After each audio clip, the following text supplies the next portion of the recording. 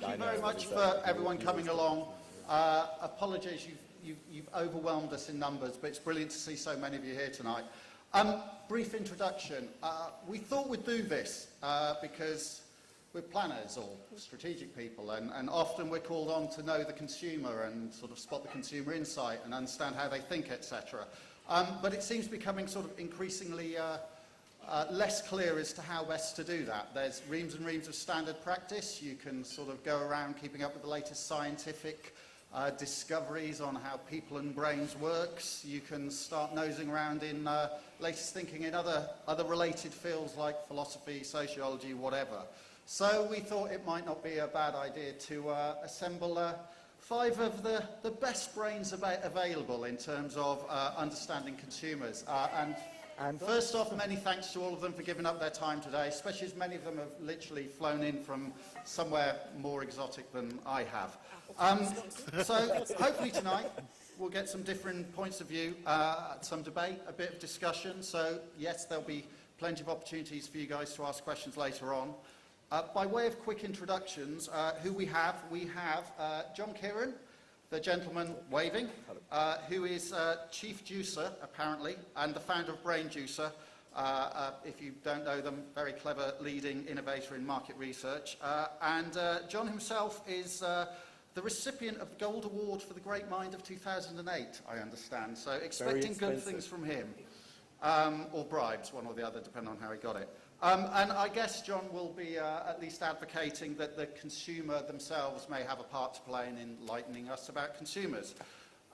Next to John, we have Professor Gemma Calvert, who is the founder of Neurosense. Some of you might have seen her a few weeks ago speaking here about neuroscience.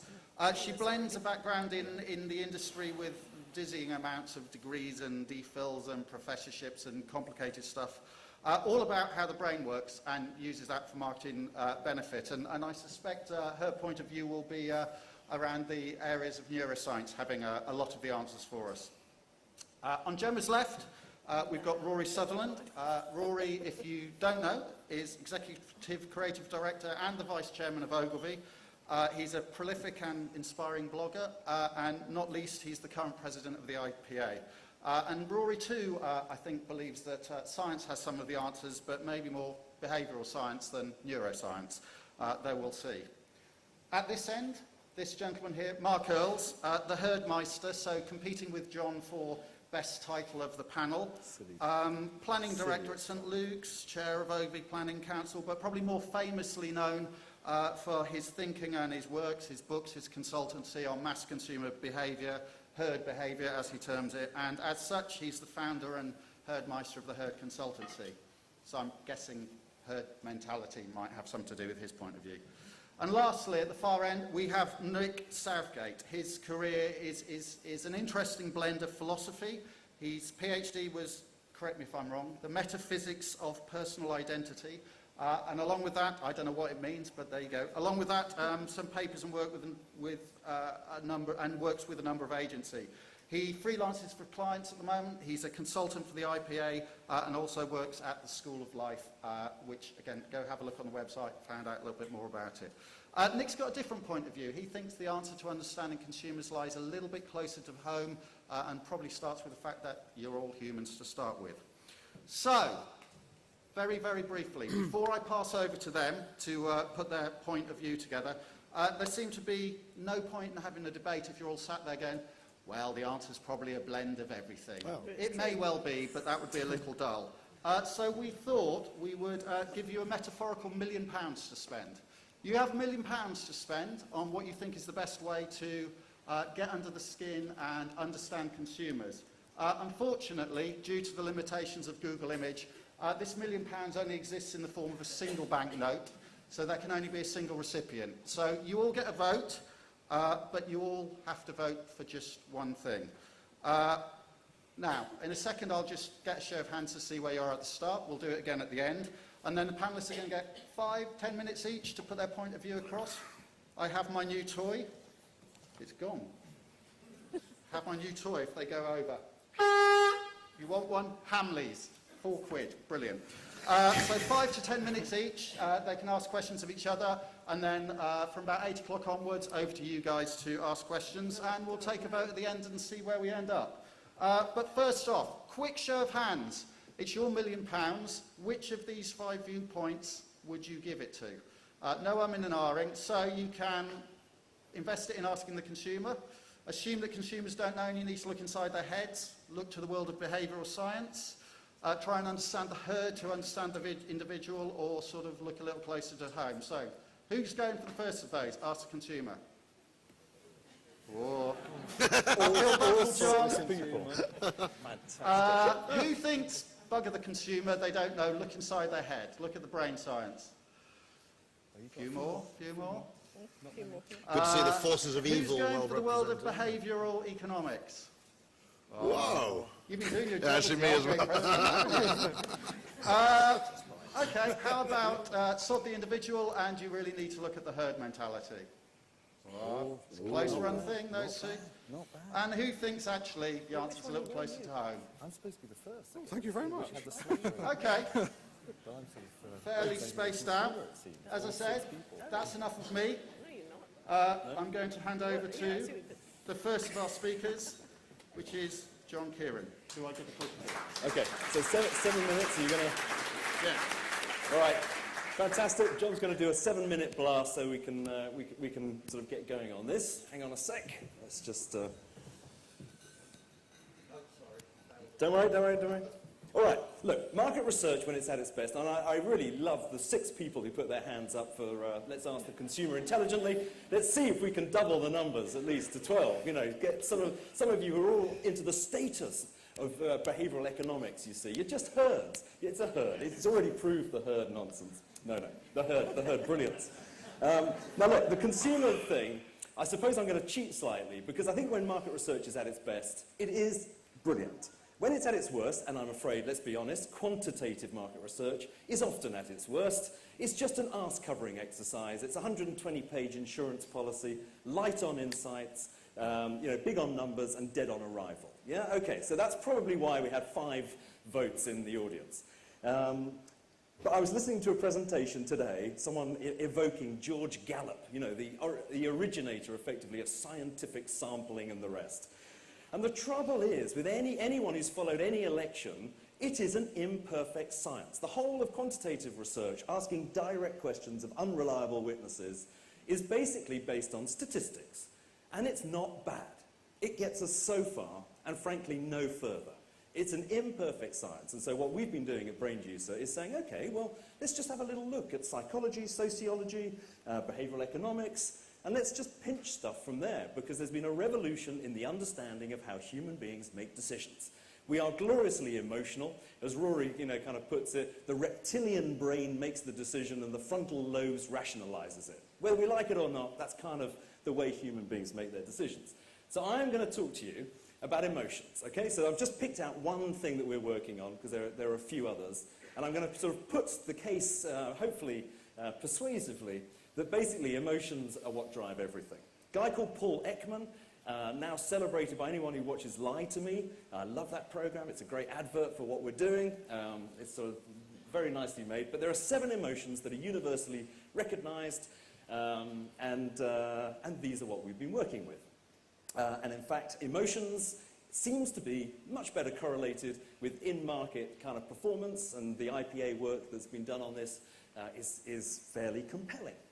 All right, so what we did, really simple. Never mind, wiring people up and, putting a camera in their face and trying to measure their facial emotions. Much, much simpler. You just create a simple little scale, which is which of these faces best expresses what you feel about this advert. Because how you feel is a better predictor of what you'll do than basically asking you what you'll do. And it's certainly a better predictor, as I'll show you in my few minutes, than doing a good old Millward Brown link test, okay? So there's some good news for you in the audience. We actually have evidence that that is not as well correlated with brilliant in-market success as measuring it emotionally. But let's get to that. So which of these faces best expresses how you feel about this advert? You click on one of them. If you were sort of thinking of bankers or something, it might be disgust. And it's to what degree do you feel disgust, and then why. Okay? Couldn't be simpler. And for those of you that are talking of bankers, this little tool will be coming to a bank near you on the ATM, because this is how HSBC are going to get their customer feedback around the world from now on. It's that simple. I'm not sure that's a good advert for it, but there you go. All right, so let's take the much talked about Cadbury Guerrilla advert, which failed Millward Brown. Okay, so Millward Brown tested it. It got really high engagement scores, as you can imagine, and pretty much zero message and branding. Yeah? What the hell has it got to do with chocolate? Yeah? And the reason I know this is because we tested it as soon as it came out on air, and we presented it to Phil Rumble, who said, I hope you guys are right, because my balls are on the line, because I've just gone against Millward Brown and launched it anyway. So this is basically what happens when you measure it emotionally. So this is the Cadbury Guerrilla campaign. Surprise, happiness, very little neutral, and a bit of negativity. So you can see at the top, some people really got upset about this ad. What the hell is the connection between Phil Collins, a gorilla, and chocolate? I mean, I just don't get it. It pisses me off. Luckily, most people felt just gloriously emotional about how brilliant the advert was, and even they were saying, but I don't know, whether it would actually make me buy any more chocolate, but it did. It's been Cadbury's single most successful campaign ever. Okay? 9% increase in share. Here is a little taster of what I'm going to sort of finish with some data. This is the face trace emotional measure. Over on the right-hand side, in gloriously dull bar chart form, is basically the traditional measures of advertising. Yeah? So how easy is it to understand, how relevant, how persuasive, how much it told you about the brand, and basically you would not have launched this advert based on those traditional measures. It's a disaster, but it's gloriously emotional. End result in the marketplace, very successful. Okay, so is this a one-off? Is this just an aberration? Let's have a look. What we did is we sat with the IPA and we created an experiment where we took 18 ads that had huge TV budget, so big budget, and basically it was 6 categories, and one of the ads in the 3 ads per category. One had very little effect, one had pretty good effect, and one had massive effect. Okay, so these are the IPA kind of database, and what I'm going to show you is the end-to-end result. So these are the best 9 ads, and then the bottom 9 ads, okay, of the 18. And the different measures, emotion into action, which is basically emotion, highly correlated with the top best 9 adverts that had massive business effects. And I'm talking about increase in brand share, increase in price, I mean profitability. And then here we have Dear Persuasion, which basically favors the bottom 9 ads. Okay? So the bottom 9 ads are better correlated with persuasion, as are cut through, as are brand linkage, and as our key message. In fact, gloriously, it seems that if you try and push a message into people's heads, it stops you feeling stuff. And if you stop people feeling stuff, you don't get as much effect. Because if you feel nothing, you do nothing.